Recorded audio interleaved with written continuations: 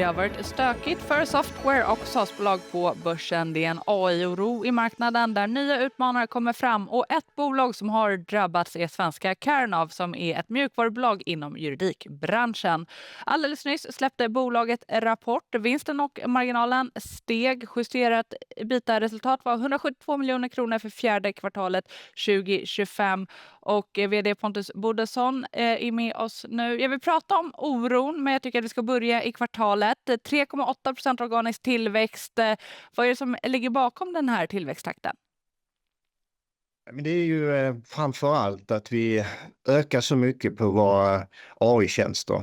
Alltså vi är ju ett kunskapsföretag med 7000 experter som skriver kunskapsinnehåll åt oss och som då sen domare och advokater och annat använder sig av. När vi lägger AI ovanpå det så blir den här lösningen ännu smartare och vi kan nå ut ännu mer med den här kundnyttan. Och den växer då väldigt snabbt just nu. Vi har 5 gånger så många användare av våra AI-tjänster nu som vi hade för 1 år sedan. Så att det är där den stora tillväxten ligger. Ser du att den här tillväxttakten kan fortsätta? Ja, men alltså frågar du mig sådär generellt så är det klart att det här är ett paradigmskifte. Om 5 år eller om 3 år eller om 1 år så kommer liksom alla jurister att ha det här. Men exakt hur lång tid den penetrationen tar, det vet vi inte. Och vi vill naturligtvis vara en av de absolut starkaste leverantörerna av detta. Och vi har gott hopp, men det där är ju en svår och framtidsinriktad fråga. Men vi är absolut med. Vi har ett otroligt stort utnyttjande av de här tjänsterna. En sak är att våra kunder köper licenserna, men vi ser också att användandet stiger månad för månad. Man kanske köper några licenser först till en advokatbyrå eller till en domstol och sen köper man fler och fler. Det är faktiskt så att en majoritet av Sveriges domare har den här tjänsten idag. Och alla åklagare i Danmark har den här AI-tjänsten idag. Så att, nej, men det är en fantastisk utveckling. Ni har ju 2 segment där Nord växer mer och har en betydligt högre marginal på 41%, medan Syd ligger under 20% och växer betydligt då långsammare här i kvartalet. Hur arbetar ni med att öka lönsamheten i regionen? Ja, men vi förvärvade de här 4 bolagen i Spanien, Portugal och Frankrike för 3 år sedan. Och vi har jobbat otroligt fokuserat med detta. I Frankrike så har vi talat om att det är en topline story. Vi ska så snabbt som möjligt komma till en bättre tillväxt. Medan i Spanien där har vi plockat ut olönsamma produkter, sålt av en del företag för att se till att vi får en bättre marginal där. Så vi har en plan som vi följer. Nu har vi kommit ganska långt där, så vi har en tillväxt i synnerhet i Frankrike. Och nu är då nästa steg. Så att i slutet av mars så lanserar vi de nya AI-tjänsterna i Spanien och Frankrike. Det är tjänster på en nivå som vi tidigare har haft nu under en period i Sverige och Danmark. Men nu lyfter vi kundnyttan också i Spanien och Frankrike. Så att ja, men vi har en plan som vi följer och vi är on track. Men jag funderar på, du pratar ju om tillväxten. Samtidigt så undrar jag lite, vi får väldigt mycket nya olika typer av AI-verktyg. Hur är kundernas betalningsvilja?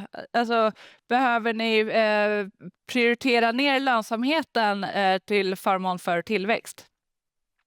Nej, faktiskt inte. Det är ju så här att den kundnyttan vi tillför, den gör ju stor skillnad hos våra kunder. Så vi har en prishöjning på 30% om man jämför med våra traditionella innehållstjänster när vi då sen adderar AI-delen i det här. Så att 30% price uplift är det vi har.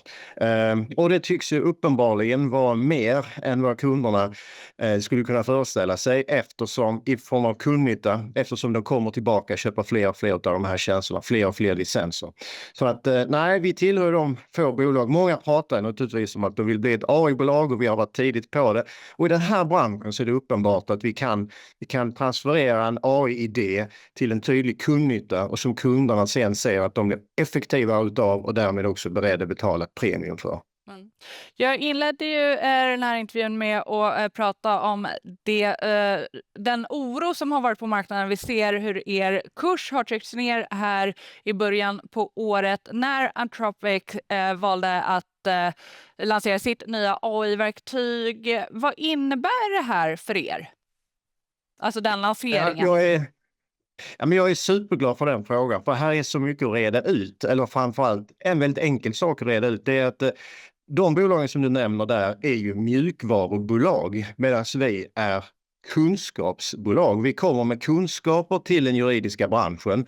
Sen lägger vi ett AI-lager på den för att göra dem ännu smartare. Men vi är inte ett mjukvaruföretag. De bolagen som du nämnde där, de är ju duktiga på att skapa ett effektivare arbetssätt, medan vi hjälper till att våra kunder fattar bättre beslut. Så att snabbare och bättre beslut, det är det som vi hjälper till med, inte arbetsredskapen. Så det är superviktigt att hålla isär de här mellan mjukvara och innehåll, kunskapstjänster. Det är de här 7000 experterna som vi har runt omkring i Europa som skapar det kunskapsinnehållet som vi förmedlar. Det är inte mjukvara. Men marknaden verkar ju onekligen ha missförstått det här om man då ser till er aktiekurs. Att ni liksom, har ni misslyckats i att formulera vad ni är för typ av bolag? Jag kan säkert bli bättre på att formulera det här, men det här är ju så nytt. Det kom ju liksom bara för, det är ju en knapp vecka sedan det här kom. Och det är klart att det är lätt att sätta likhetstecken mellan någon som använder AI för att nå ut med våra kunskapstjänster för någon som använder AI med skapande av mjukvara. Vi är ju nya, hela världen är ny med AI-tjänster, så jag klandrar ingen. Men det gäller ju nu att vi är extremt tydliga och berättar att det är inte där vår intjäning ligger. Vi kommer med kundnytta i form av kunskapstjänster. Det är så vi kan ta betalt och det är där vi skapar värde. Inte i form primärt av snabbare arbetsredskap tack vare mjukvara. Men jag tänker ändå att marknaden kan vara oroad över att det snabbt kan komma nya utmanare just tack vare de här olika typerna av AI-utrullning. Hur ser du på den oron och är det en befogad oro? Nej, jag tycker inte det är en befogad oro. Jag ser detta som någonting positivt. Det här är ju bevisligen en stor och betydelsefull bransch dit mycket pengar för närvarande flockas i satsningar på de här arbetsredskapen och så. Och det tycker jag är bra att branschen får större uppmärksamhet. Sen är det upp till oss i branschen att vara tydliga med vad är det vi bidrar med, när kan man bli ifrågasatt. Jag ser ju inte de här nya tjänsterna som någonting som konkurrerar. Tvärtom, de kan leva parallella liv med oss och det tycker jag bara är bra.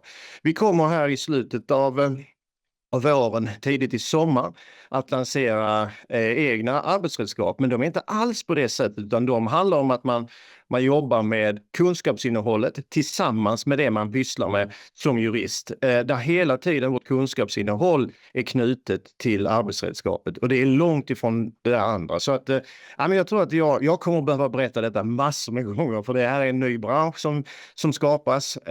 Och vi finns med och vi använder AI fast i något annat. Mm. Ja, och ni har ju en låg skuld. Du skriver i rapporten att ni vill prioritera förvärv inom AI. Då blir man ju nyfiken på vilken typ av förvärv? Ja, nej, men vi söker ju, det är ju ingen hemlighet att ska vi expandera geografiskt så söker vi bolag som har ett starkt kunskapsinnehåll. Alltså det ska vara egenförfattat, det ska vara expertgenererat. Vill att man ska ha en stark marknadsposition och det ska vara ju det vi pratar om som the civil law system. Alltså en rättsordning som påminner väldigt mycket om det som vi ser i Sverige, Danmark, här i Skandinavien, Spanien och Frankrike. Där vi inte därmed går in i till exempel USA eller England där man har common law system.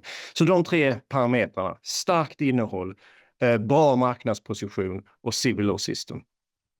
Stort tack Pontus Bodesson för att du var med oss här i sändning.